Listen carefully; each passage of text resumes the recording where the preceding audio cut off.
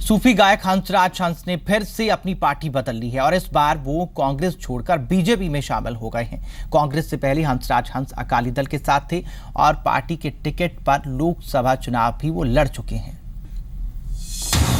हंसराज साहब पंजाब की सियासत का गोल चक्कर पूरा कर फिर नदी के दूसरे छोर पर बैठ गए हैं। कल तक गांधी परिवार के लिए सूफियाना तान भरते थे, कैप्टन के नेतृत्व पर लड़ने भिड़ने की बात करते थे, लेकिन अब आस्था का नया पुंज खोज लिया है। प्रधानमंत्री नरेंद्र मोदी में फकीरों का सरदार नजर आने लगा है।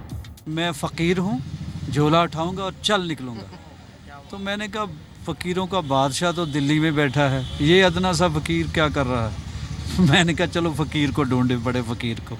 तो हम आ गए, बस घर वापस हो गए, बस इतनी सी बात है। वैसे खरी और सच्ची बात यह है कि हंसराज साहब को कांग्रेस के टिकट पर राज्यसभा न भेजे जाने का मलाल है।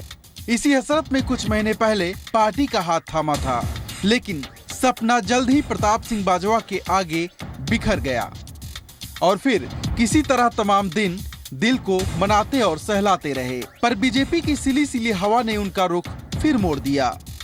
राज्यसभा के लिए फाइल करने जा रहे थे हम पेपर, तो ऑन द वे टू विधानसभा तो मुझे यू टर्न लेके वापस बुला लिया गया।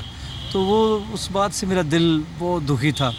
दिल टूटने के बाद भी मैं प्रचार में लग गया था, फिर लगातार कुछ न कुछ हो रहा था।